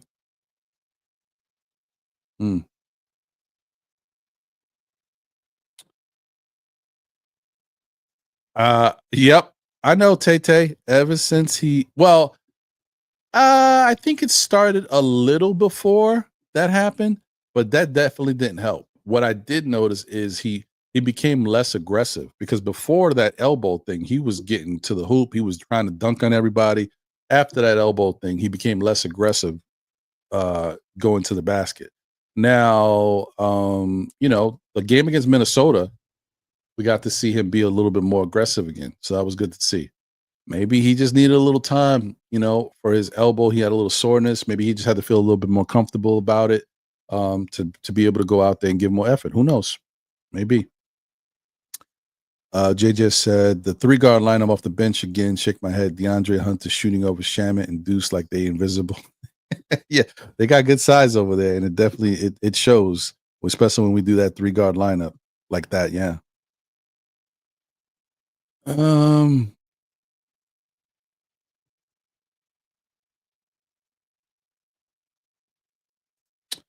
Stack says Leon is going to have some tough off-season decisions. Can't play politics and favor anyone you drafted or like personally. Have to get what you need. I agree with that 100%. Nick Yak says we need a center and another guard. I would say that is the case. I think they do need a center and another guard / small forward, because if you can get what you need in a small forward's body, we'll take it. Shout out to Randu 1973 in the building. What up, Randu? He says, salute. Good win today for the Knicks. Facts. I agree. Marnose is in the building. What up, Marnose? Appreciate you, man. It's been a minute. We have no real talent on the roster, just a bunch of overachievers except Cat. I disagree with that. I don't agree that that's the case. And I think that as simple as Tibbs resting some of these players a little bit more consistently, like what he did today, because he was forced to, if he can do this a little bit more, or even give other guys, instead of playing 38 minutes, drop that down to 35 minutes. I bet you're going to start to see these guys play a lot better, and you're going to see that talent shine through, and you're going to say, wow, I thought we weren't as talented, but I was wrong because they're playing a lot better now. It all has to do with this team getting more rest, staying fresh out there, and allowing them to not only play intense basketball on the offensive side, but on the defensive side. I think you'll start to see these guys play just as good as the rest of the guys in the NBA, and then you'll see how good the Knicks really can be. But they need rest, and it has to keep going.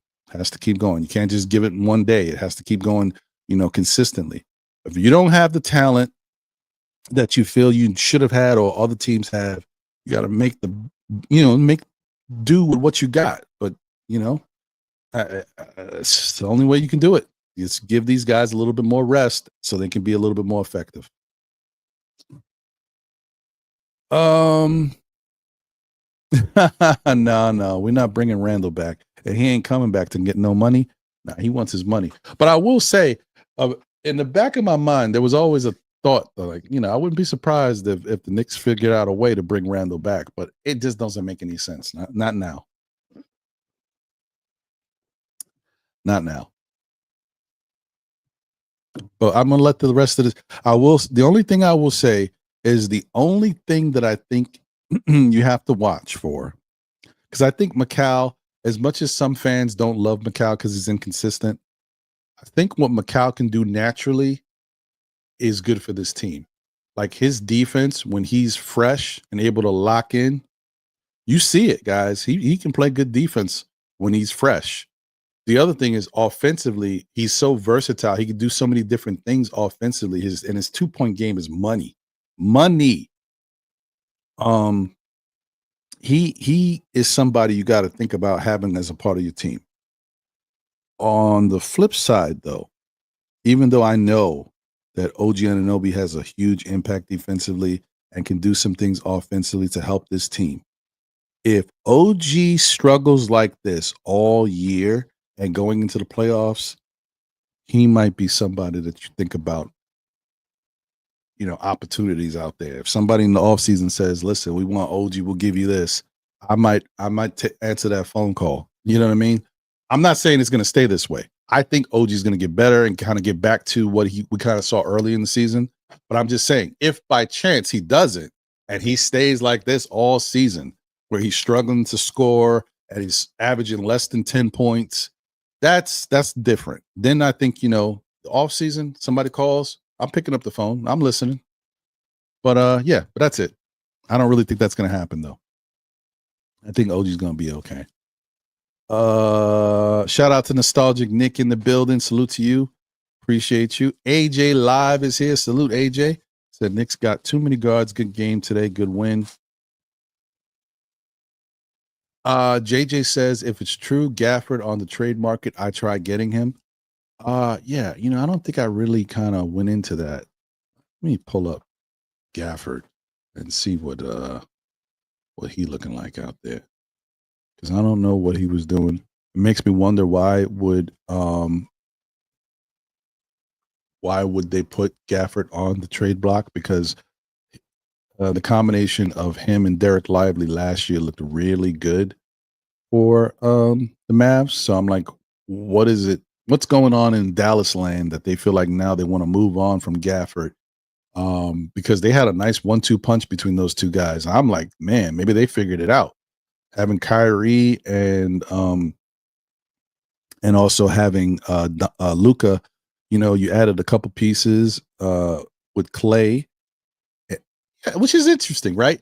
They have Luka, they have Kyrie, they added Grimes, they added Clay, more defense and shooting. I mean, Clay is not as effective as he used to be, but he can still move around a little bit on the defensive side. He was a lockdown defender at one point, but he's not as not locked down by any means. And then offensively, he has moments where he can get hot, but you can't really depend on him as much. Then you got Quentin Grimes, who's still trying to find out who he really is. But why would you want to get rid of a big that, can give you some rebounding, has good block? Look at this. January 20th against Charlotte had 7 blocks. What? What? Wait a minute. Hold on. What?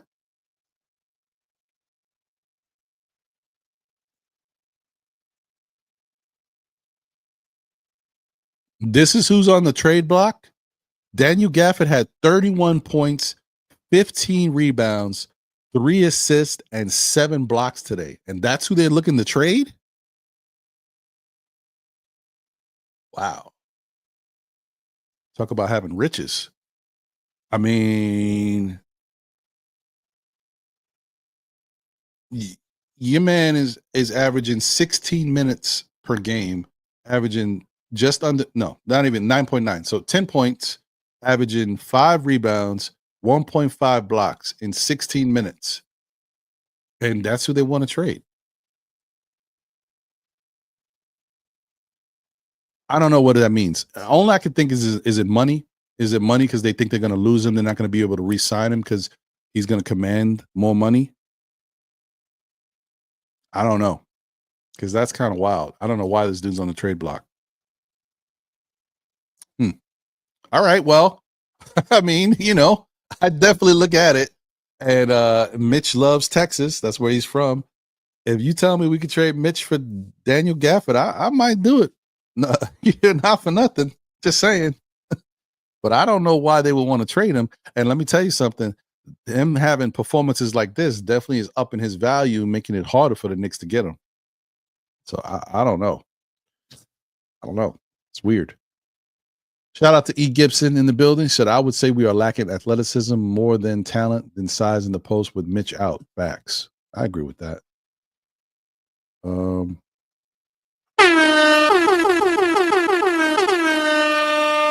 Y'all know what it is.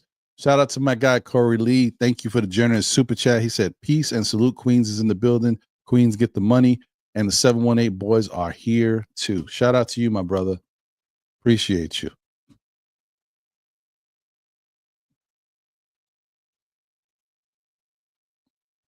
Nick Yak said, between Trey and Brunson, I'm taking Brunson.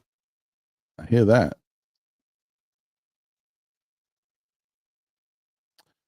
Yeah. JJ says, I'm not sure you're getting many takers for that OG contract. Well, it depends. I mean, it would have to. So if OG was in a trade, it'd have to be a big trade, right? And I'm not saying that this is the case, because I do think OG is going to be fine. I just think something's been going on. He lost his rhythm. He lost his shot angle, right? When you see a guy who continuously shoots around 38, 39% from 3 from the corner, and all of a sudden now with the Knicks, he's shooting 34, somewhere between 34 and 36%, and then he's struggling at different spots on the court. There's something wrong with his shot angle, right? It's not about nothing else. He just has to get back. He's got to fix his shot angle. It's about repetition, but it's also about, it's like a pitcher who all of a sudden could pitch great games, but now all of a sudden they can't find the strike zone. You just got to figure out what's going on with your arm angle and figure out how to get back to where you were before. It takes a little time, but I think he might be turning it around now. We'll see. All right. Couple more before I get up out of here. NYK bro 99. Happy Dr. Martin Luther King Day. Same to you, my brother. Appreciate you. Thank you for being here and rocking.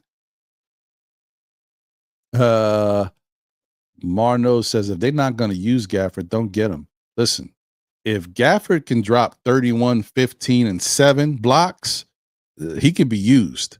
And it's not like an aberration. Like, I mean, the 2 games ago on the 15th, he had 27 and 12, right? In games in the past, he's had 19, he had 23, he had 16, 15, 22, 15, 16, 15, 17, 18. He can score a little bit. So, I mean, that's already a better option than Mitch. I know what I said. Just saying. I'm just saying offensively. Defensively, I don't know. Like, I don't know how good Gafford is defensively. Because even though we just talked about 7 blocks, you can be good at blocking shots and not good defensively. You just have great timing, but somebody can still cook you. But I think he's pretty solid. So, yeah, man, I don't know. I would look into it. It's not something I would, ignore. they said they want a wing for Gafford. Oh yeah, then the Knicks ain't getting them. Sorry, because you know we ain't giving up our wings. Would you want to trade McCall for Gafford? I think you'd be sadly mistaken if you did that. Would you want to trade OG for Gafford? I don't think you would want to do that either. So yeah, and we don't have no wings to really do that unless they want to take a chance with a young guy. Back in the day, you know, Mark Cuban would love them European players, but Mark Cuban's not really the man over there anymore, right? It's somebody else. So, you know, we might have been able to move a Dottier and some other stuff for, you know, but yeah. So there goes that.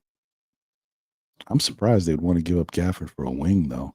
They could use a wing. I see it, but that 1-2 punch of having Gafford and you know, what's his face? You know, Derek Lively. That's tough. That's tough. All right. Shout out to D-Ras in the building. What up, D-Ras? Appreciate you, my brother. Good to see you.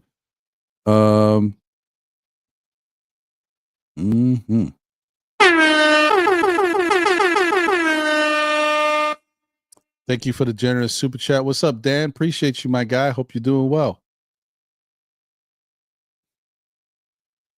Dan said, what if, he said, salute Ron, what about if we send OG Sims and 2 second-round picks for Zion and Trey Murphy? One, the Knicks is not trading OG Anunoby in his first year of his contract. When they struggle defensively and he is our best defender. They're not doing that. That's one.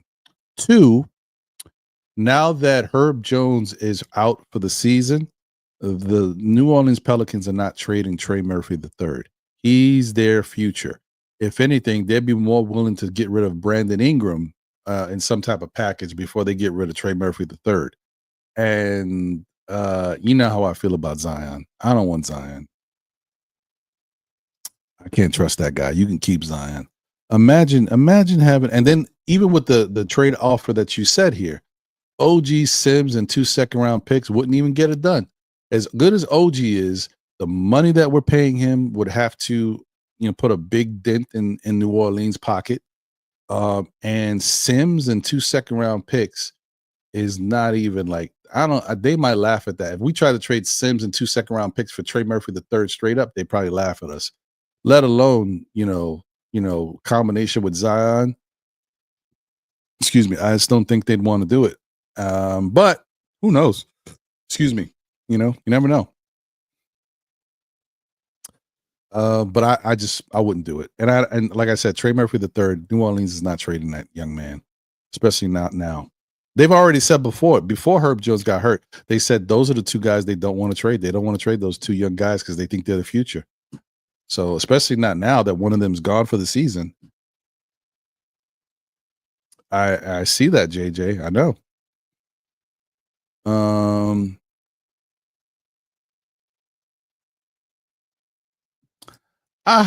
Dude, I hope not. Don't get me wrong.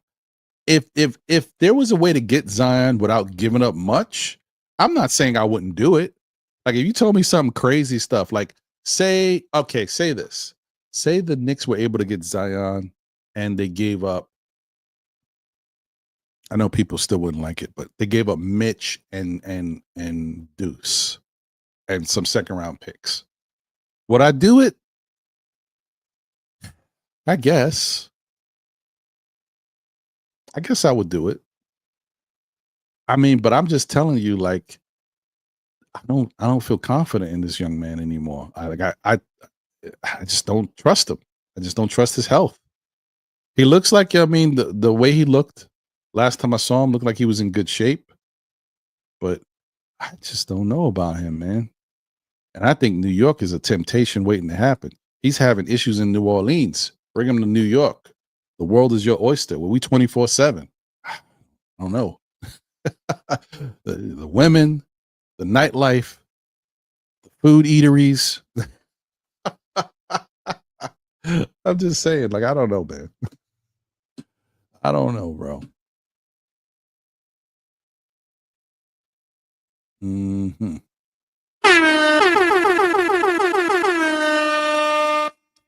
Shout out to my guy Corey Lee. Thank you for the generous super chat. He said OG will prove his worth in the playoffs. I think he will too. Like I said, only thing I'm talking about was all hypothetical. Like, is if he doesn't kind of get back to at least what he was before we got him, I'd be really like next season, like going into the offseason, I'd be like really questioning, can we keep this guy here long term? I mean, because if OG can't succeed in getting easy points and baskets when you got Jalen Brunson taking attention, you got Karl Anthony Towns taking attention, you got Mikal Bridges as the third option, and having Josh Hart out there who's improved on his shot. You telling me that OG can't eat in this type of lineup? I'm going to be a little concerned, but I don't think that's going to be the case. I think he'll fix his shot, he'll fix his arm angle, and he'll be good to go. And we are going to be better once he gets going. Because that's another thing that you realize about this Knicks team, while we haven't been dominant offensively either, is because OG hasn't been, solid, like efficient each game. When OG's shooting, when we was passing to OG early in the season, he was knocking down the corner threes, and then you just go to the other side and get to Mikal, and he's knocking down his shot. Then you got Jalen with the ball. Then you got Cat doing his thing. That's unstoppable.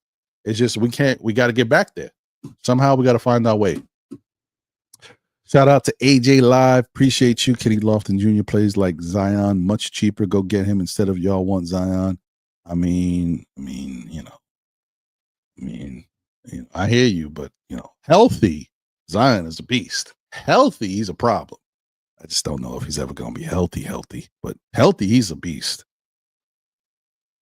Nah, I couldn't do it, bro. I could not do it. Craig said, would you trade OG for Zion? I couldn't do it. Nope. Nah. Because the other problem I have with Zion is he don't play no defense.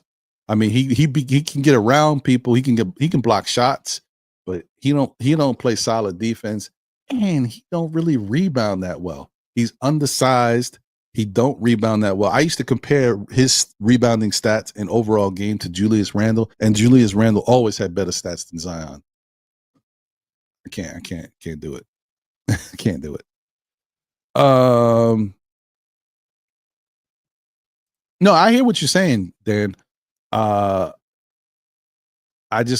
not like, the only way I'm going to go with Zion is if we could get him on the cheap some weird way, and we can't because he makes too much money. The only way we can get him is if New Orleans bought him out, and the only way New Orleans would buy him out is if he ran into some real problems over there, like cursed out the owner, you know what I mean? Like, I don't know, he would have to do some wild stuff for them to say you're out of here. Shout out to my guy Raymond Vega with a like on Facebook, and shout out to Lena Franklin as always. Appreciate you, Lena. Thank you guys to everybody who's been tuned in. Please smash that like button. A couple more. Nick Yak said Draymond had a horrible game. I mean, yeah, man, Draymond is kind of on the way out, in my opinion. But he's still serviceable, but it's trending down. Could be. I hope that's not the case. I hope it's not that his elbow has some fragments or some stuff that needs to be taken a look at, and that's the reason why he can't shoot the same way. I hope that's not the case. I hope it's just like, because he was injured before, he kind of lost his way a little bit. He was favoring it a little bit in his mind, like, oh, I can't really extend, and it kind of messed with his arm angle. I hope that's the case. It's more mental, and he just has to fix it. I get it. I mean, that's the way to do it because the contract, the money matches. But I don't know, man. I'm telling you. Let me tell you something. You know how bad it would be as Knicks fans? They trade OG Anunoby for Zion Williamson. Zion Williamson comes to New York, gets explosive, gets fast breaks, gets dunks. We are looking fantastic. And then Zion gets hurt, little ankle injury that could be a day or two, takes 2-3 weeks, 4 weeks. Then he comes back into the game, plays a couple games, gets hurt again, a little elbow, a little something, contusion, misses another 3 weeks. Then you're like, what do we get? What do we do here? Yeah, man. I don't know. I'm with you on that, Nick Yak. You know, although I'm gonna tell you something. Let me tell you something right now. If the Pelicans decide to cut Zion, every team in the NBA is jumping on that bandwagon to pick this young man up. Okay, so you know, we keep talking about our team. We ain't gonna have a chance. These other teams are going. First off, we don't have a lot of money to begin with anyway. So whatever little money we do have, there's gonna be other teams that could throw more money at him and get him quicker than we can get him. So yeah. So I don't know. I think the Zion thing is a pipe dream. But who knows? You never know in life. Yeah, 6'6". Yeah, that height is crazy. Part of the reason why he struggles to rebound because he has the jumping ability, but he don't have the timing and the aggressiveness that a Josh Hart has. Josh Hart, 6'4", is a better rebounder than Zion any day of the week. Ivory 10 in the building.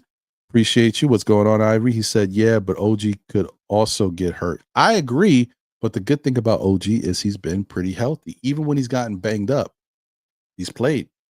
And say what you will about Cat, who's had a couple tough injuries in recent years. Cat, you know, gets hurt, misses a game, he plays the next game. This time around with the knee, maybe with some soreness, and then with the hand hitting it on the backboard, you know, he missed 2 games, came right back. Like these guys are ballers, man. They're coming back. I like that about them. Yeah.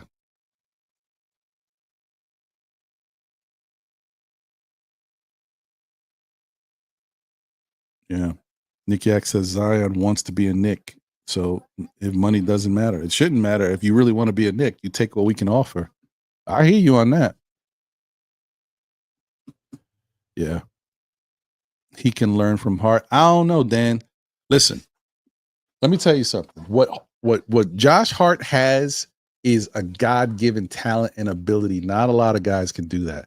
That's the reason why we're not talking about other dudes at 6'4" rebounding the way he rebounds. I mean, he rebounds like a big man because his motor is incredible. His leaping ability is underrated. He can leap, and he has great timing.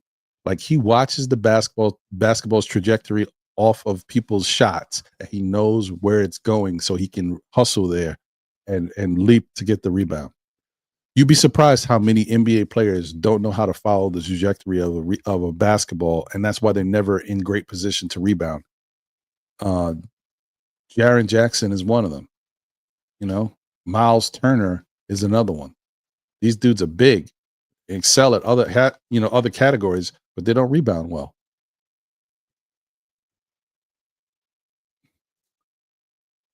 Like I said, I hear you, Dan. He might be better in New York, a place where he really wants to be. But I'm not trading no OG Anunoby for him. Because then the next time around, you guys gonna start looking at the Knicks and be like, look, Cat is not playing the greatest defense. Brunson's not playing the greatest defense. Zion is not playing the greatest defense. And you're like, what the hell happened? Why are they getting so many easy looks? That'll be the reason. And another thing, too, not only is Zion not the greatest defender, not only is Zion undersized for the position he's going to have to play with his body, not only is he not a great rebounder, Zion is not a good shooter. He don't shoot good from 3. Too many question marks with that guy, in my opinion. Like I said, if you can get him for cheap, that's one thing. Or if you can get him some other way, maybe. But I'm not trading OG for him. Because if we had the best of OG right now, no Knick fan would even be thinking about trading OG. Y'all all would be saying OG is an all-star. He deserves to be here. We love OG. It's just that OG's struggling offensively, and that is the reason why there's even a window of opportunity that we're thinking about. We could trade him for somebody better. And Zion is not better than OG, in my opinion. He can be offensively because of the other things he can do. He creates a lot of problems for the opposing team. But if the opposing team, especially playoffs, when you're saying, listen, I'm not giving you anything inside, I'm going to make you shoot. Nope. Let's see what Zion is looking like real quick. Hold on. Before I get out of here. Last thing.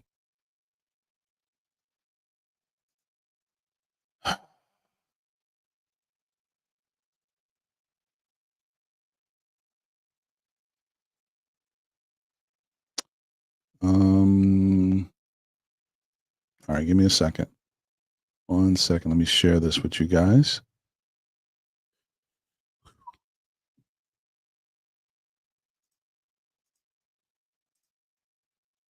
All right, here we go. Make this a little bigger. There we go. All right.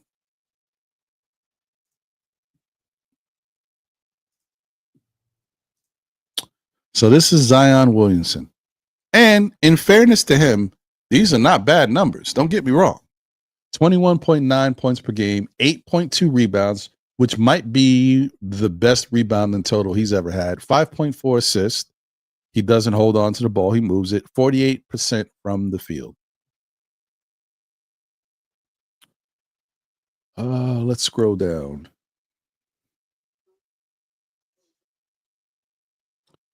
So 8.2 is his best rebounding total as a pro. Every other year, 5.8. He played 70 games last year and averaged 5.8 rebounds. 2022, he averaged 7. 2020, he averaged 7.2 and 6.3 in 2019. So shout out to him because 8 rebounds a game is pretty solid. So that I will give him a little credit for that. That is a good look. But once again, he is undersized and 6'6" rebounding. It's tough because he's stuck in a small forward, power forward body, and really more like a power forward body going forward. So it's kind of tough, right? Let me I want to do something else while I have this up.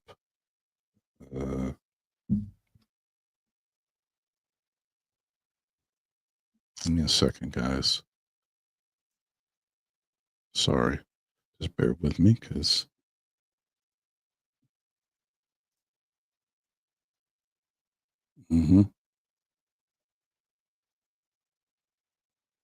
yeah. Okay.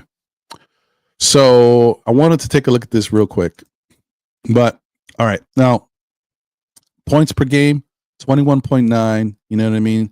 5.4 assists, 1.2 blocks, 1.2 steals. These are nice numbers, not bad. 62% from the free throw line. He's not a good shooter, as I said. 20% from 3. 33% last year, 36 the year. Before that wasn't that bad in 29 games.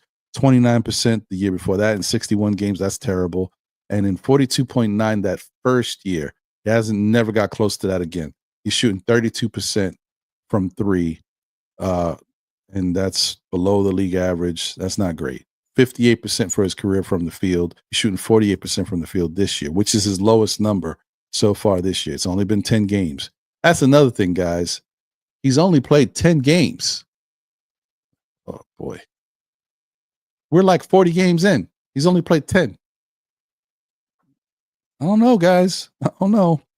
So, like I said, I'm going to give him a little credit for getting 8.2 rebounds. That's definitely a step up. Shout out to him for that. Good for him. He's working towards different things. I like to see that. But you might say, listen, he's 6'6". He could probably rebound better. If Josh Hart can do it, why can't he do it? And I'm going to go back to, the intangibles, the timing, the other stuff. This is very fair, very solid. I don't have a problem with these rebounding numbers. But let's just look at this. Let's compare him to this gentleman right here. Let me remove that. Give me a second. Let me stop sharing and then let me share this screen.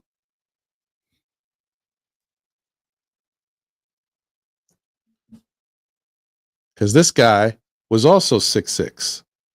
And this is what I'm trying to tell you.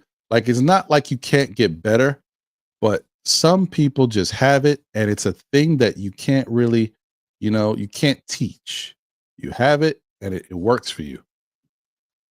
This guy was also 6'6". Look at these rebounding numbers, folks. 12.8, 14.6, 11.9, 12.5, 11.5, 10, 11, 12, 11, 11, 11, 13, 11, 12, 10, 11 rebounds for his career and averaging 22 points. This is a good rebounder, no matter what his size was. You guys know who this is? Do I have to tell you? You know who it is. You can see who he played for. You know exactly who it is. That's right. Charles Barkley with no picture. That's crazy. That's disrespectful. Yeah. 6'6", just like Zion. But it's just different because he had a different level to him, a different type of player, different rebounder, timing, all that good stuff. Yeah, so I don't know about Zion, man. I don't know. Like I said, I think that he has the ability to do great things in the league? Yes. But do I think he'll be in the league enough to do these great things? That I can't answer. I don't know.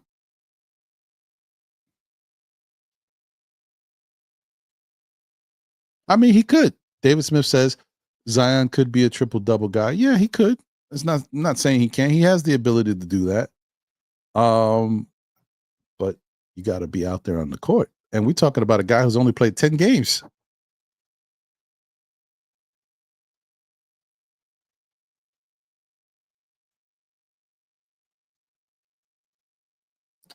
Ivory 10 said the Knicks need another on-ball threat with passing skills. Mitch will take care of our defensive issues. Kobe White is another ball handler we could use. I'm not mad at the Kobe White thing. Kobe White has definitely come into his own. He always had a certain ability. It was just all about could he take it to the next level. He definitely got some game, and he's a Knick killer. So why not get him and have him, to kill other teams? Yeah. So, but I mean, to be a problem for other teams. Sorry, YT. I know they don't like those words.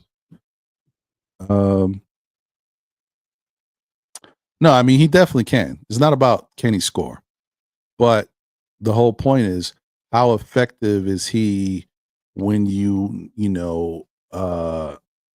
need somebody out there and don't know about his availability. That's the key. That's the biggest knock on him is just that. That's it. Can't when he's out there, he's a special player.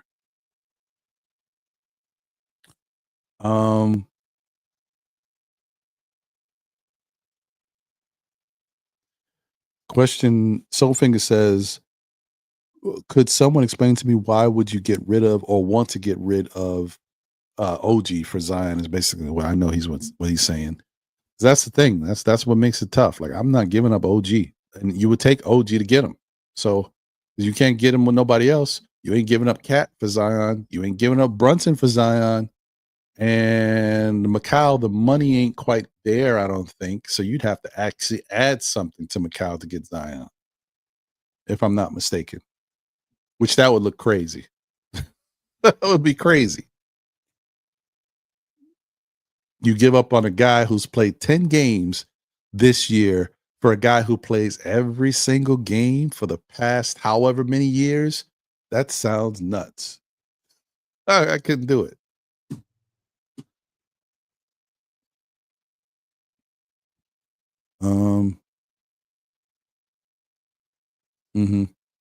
Agreed, but if he was good at it, he knew what to do. All right. Ron B's in the middle. What up, Ron B? Zion was devastated when he wasn't able to be drafted by the Knicks. I know, but he also wanted to be with his boy too, RJ. But you know how things work. I'm with you on that, Ron. The only way I would take Zion is through a buyout. 100%. They did that. Sign me up.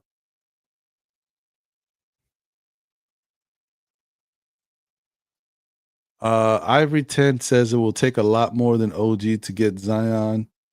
I mean, not that much more, I don't think, bro. I mean, I don't think that much more because of the impact that OG has defensively. Because that's the thing that you can't quantify. You either got it or you don't. And the fact that so the thing is, if New Orleans thought they really had a shot to win this year, the fact that they lost Herb Jones for the rest of the season, I would think that they might really strongly want OG. Like, oh man, he can give us what we just lost. And Herb, we need him to be able to win. But I don't think New Orleans has any thought that they can go far in the playoffs this year because they've already shown they can win without Zion out there. So that's not the issue. I just don't think they think they're going that far. So why would you want to make a trade like that for an OG? It doesn't make a lot of sense.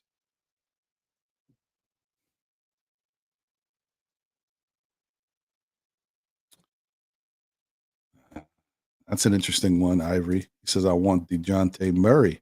Now, once again, guys, I'm only saying this is hypothetical stuff because I'm fine with OG. I think OG is going to get it figured out. But if he didn't get it figured out, if he struggled all season, if he just wasn't what we thought he was offensively in this type of lineup, and we go into the offseason, if New Orleans came knocking on the door and said, we will give you DeJounte Murray for OG Anunoby, I might have to think about it. Just saying. Might have to think about it. But don't get me wrong. DeJounte Murray is, he's a little to be desired too, because it's all about his happiness. When he's not happy, it shows. But if he can come to New York in that type of scenario and be happy and work out for us, I'm definitely cool with it. I would definitely be cool with it. But this is all hypotheticals, man. Yeah, and money don't match. That's another thing too. That's a fact. All right. Well, guys, listen, I appreciate y'all. I know y'all think this is Know the Ledge. It ain't Know the Ledge. No 6 hours here. I gotta go to work tomorrow. So I'm about to get up out of here. I just want to say thank you to everybody. I appreciate all y'all. Look, Latoria in the building. What up, Latoria B? Appreciate you. Thank you for being here. Let's go. Please watch the replay gang. Be a part of the replay gang and watch the replay. I know you missed most of the show, but I appreciate you nonetheless, Latoria. Thank you for being here and rocking. Amani the Great, what's going on, my brother? I appreciate you. He said, good evening, Mr. Ron. The only thing that scares me is Zion's psyche. Do you think he wants to be a superstar, or can he stop and take things serious? It starts with his health. Listen, I already told you there's just too many red flags. It's like a relationship, guys. When you see all the red flags with the significant other, you got to learn that, okay, this may not be healthy. Let's walk away. Let's walk away. We talking his psyche, his decision-making, his, off the court stuff that be affecting his life, his eating habits, his attention to taking care of his body. Now, I'm not saying he can't change with that, because maybe he's already taking the right steps. I don't know enough about him these days to say he is or he isn't. But can he continue to do that? Because let's not forget, he's a big bodied dude. You know what I mean? And the older you get, father time and metabolism don't stop. You can't control that. So as much as you may be trying to eat well and take care of your body, as you get older, them pounds just start to come on easy. It's just hard to get him off. So that's something you got to deal with. It's not a big deal, because if he can be healthy and play in the league, it doesn't matter, how big you are, as long as you're effective. But if he ain't in the league because he gets these injuries because of the weight and the way he plays, a lot of his game is based on his bounce, right? And the heavier you are, the harder that bounce is to kind of get going. And the other thing is you put a lot of weight on them legs and ankles with all that bounce that you're doing, because he jumps out the gym. It's crazy. But all that torque leaping and then coming back down and that weight hitting the ground, that's tough, man. So I just think Zion is just he's an anomaly, man. I hope he has a long career, but he's an anomaly. We'll see. All right. So that's pretty much it, man. That's it, guys. I hope the Knicks continue to build off this momentum. Like I said, I hope Tom Thibodeau looks at the tape and understands that even though it was because of circumstance, because of foul trouble, it worked out well for the Knicks, and they benefited from him playing guys a certain way. And in the end, they were fresher, they had more energy, and it showed. And their defense was good throughout the whole entire game. They played fourth quarters of pretty solid defense. In certain quarters, they played even better in defense. But, I think that they really need to think about that. So we'll see, man. All right, guys. Well, I want to once again thank you guys for being here and rocking out with me. You know, as I always say, tell a friend who tells a friend who tells another friend. Still Knicks fans, we'll be back again, whether it be on Monday nights at 9 p.m. for SKF Weekly with myself, my brother John, my brother Jose, who will be returning me next week, hopefully. Or on Saturdays at 11 a.m. for Know the Ledge. I mean, I'm sorry, 11:30 for Know the Ledge, as I help, you know, kind of, you know, really, you know, put things in perspective so we can all kind of conversate and figure things out with this Knicks team. A lot of stuff be going on, man. But yeah, man, continue to support the show. Continue to support our New York Knicks, because, you know, it's a lot. And no matter what, the good, the bad, the ups and downs, we are still Knicks fans. We here. Look forward to seeing you guys in the next one. I'm out. Peace. One yourself. Laters. New York Knicks. First. Go Knicks. We can finally, you know, start playing, man. So much talk this whole summer. It's felt like so long because we've had so much to talk about. I mean, at times it's been kind of slow, but we've been talking, right? But we've actually had a really good off season for this New York Knicks team, and it's been very active. There's been a lot of stuff going on. Yeah, Knicks family, we in the building. I am the Objective Fan from the Objective Knicks Fan channel. And I want to give a big salute to Ron and John from Still Knicks Fans. What's going on, guys? Hey, Knicks family, I'm Stephanie, a.k.a. Blood No soul sports talk. We are still Knicks. What's going on, everybody? It's your girl, Lady in the Chef, right to Knicks Chick Podcast. Still a Knicks fan. What's good, party people in the place to be? It's your main man. What's up, everybody? This is Steve Lodge 21 at Two Knicks Chicks Podcast, and I'm still a Knicks fan. Yo, this is your boy Sim from Nothing But Knicks. Through all the struggles, through all the heartache and pain, ladies and gentlemen, I am still a Knicks fan.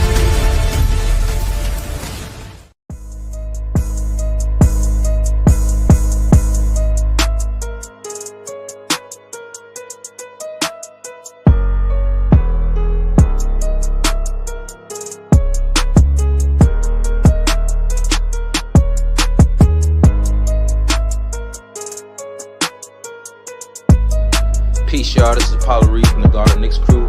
And I don't know about y'all, but I'm still a Knicks fan.